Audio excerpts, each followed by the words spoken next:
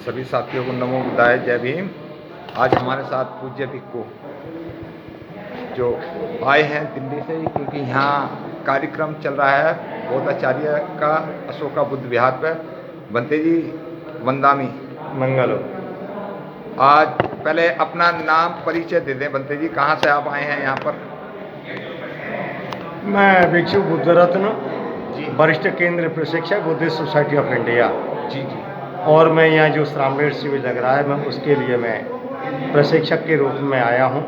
जी, मैं दिल्ली में सिद्धार्थ बुद्ध विहार मंडौली रोड साधना में रहता हूँ। अच्छा अच्छा। और मैं बोधिसत्व बाबा साहब डॉक्टर बी आर अम्बेडकर द्वारा संस्थापित बुद्धिस्ट सोसाइटी ऑफ इंडिया भारतीय बौद्ध महासभा का मैं वरिष्ठ केंद्रीय प्रशिक्षक हूँ। जी, उनके संघ का मैं राष्ट्रीय सचिव हूँ।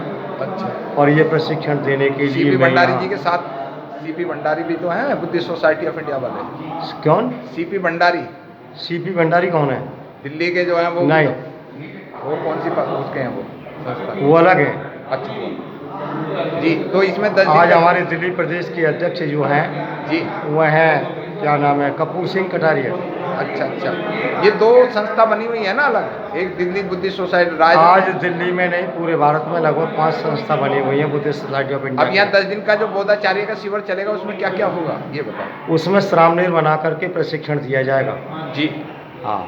आपको भिक्षु बने हुए कितने दिन हो गए? मुझे भिक्षु बने हुए 25 साल हो गए। 25 साल? हाँ।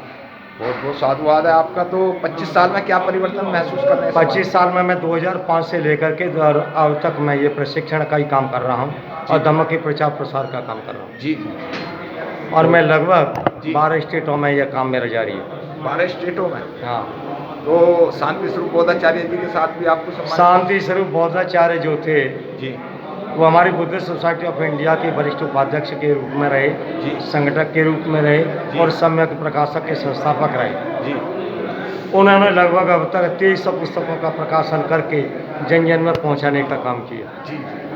आज धम्म के प्रचारक कुछ ऐसे नहीं है कि कम महसूस किए जा रहे हैं धम्म प्रचारक? आज हमारे बीच में धम्म प्रचारकों की ये बात तो बाबा साहब डॉक्टर अम्बेडकर ने जी, अपने दीक्षा लेने के बाद ये और उससे पहले सोचा जी, कि आज हमारे भारत में भिक्षुओं की संख्या बहुत कम है। जी, जब भिक्षुओं की संख्या कम है तो भगवान बुद्ध का उपदेश जन जन तक कैसे पहुंचेगा?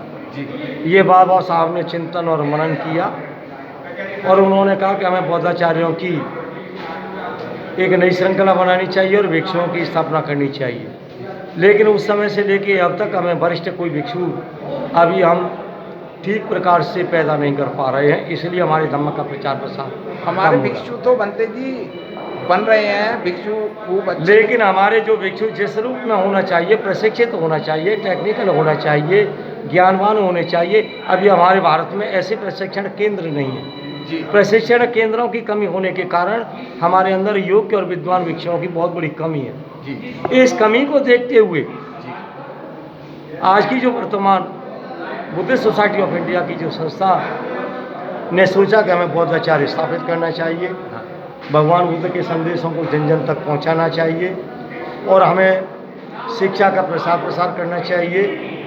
अगर भिक्षु हमारे बीच में हैं तो उनको संस्था से जोड़ना चाहिए और जोड़ने के साथ उनको प्रशिक्षित भिक्षुओं को जन जन तक पहुँचा करके और धम्म के रास्ते को आगे बढ़ाने का काम करना चाहिए। बनते जी एक मेरा क्वेश्चन है आपसे। आप मुझे ये बताइए, आपने पढ़ाई कितनी करी है? मेरी पढ़ाई इंटरमीडिएट है। इंटर?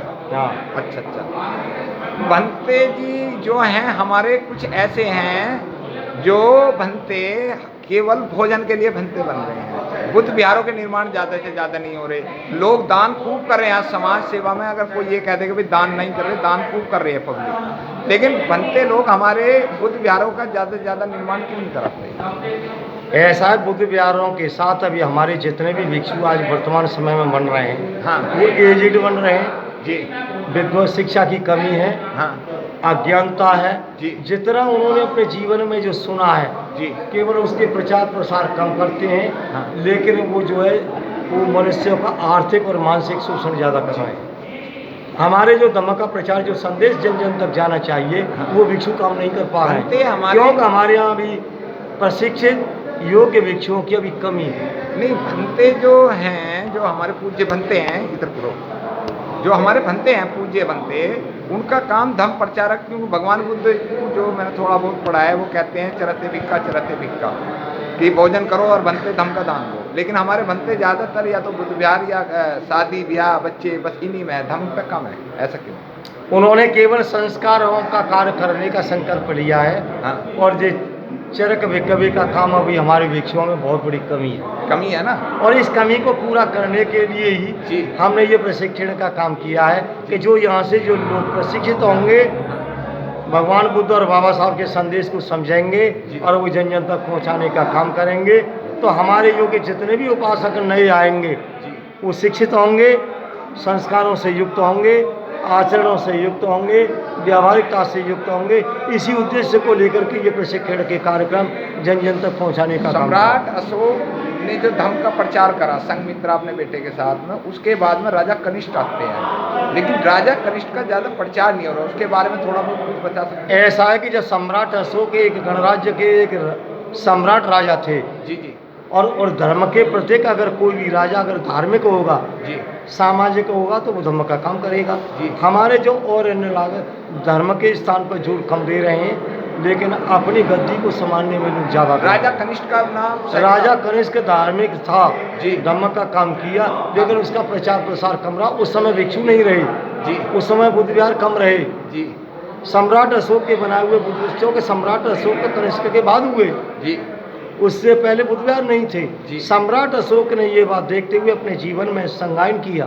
जी, संज्ञान करने के बाद में जाना जी, भगवान बुद्ध ने अपने जीवन के 45 साल में 84,000 लोगों को उपदेश दिया और वहीं पर सम्राट अशोक ने 84,000 बुद्ध विहार की स्थापना की। अभी कल समापन हुआ है नोएडा के अंदर बिलासपुर में एक बहुत भव्य श्रामणेर शिविर का, जो भंते के राहुल जी ने करा। उसमें सैकड़ों भंते बने हैं, बहुत सारे लोगों पर बहुत बड़ा खर्चा हुआ है वहाँ पर।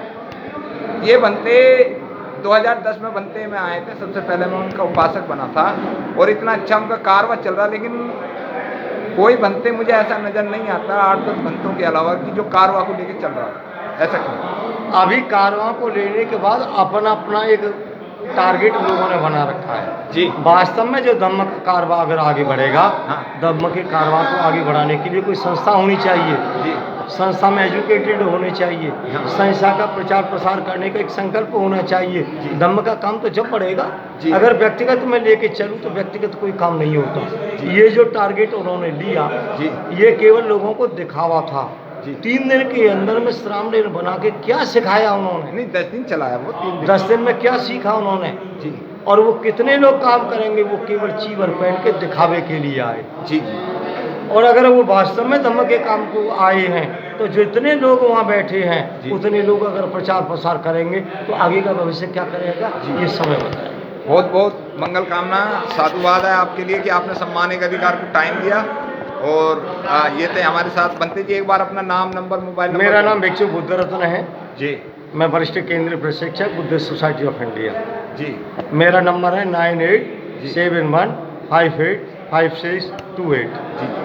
आप लोगों का बहुत बहुत दिल्ली धन्यवाद। मंगोलपुरी मंडोली में है ना बुद्ध विहार? हाँ, सिद्धार्थ बुद्ध विहार, मंडौली रोड, शाहदरा, दिल्ली। जी, जी। नमो बुद्धाय, जय जय।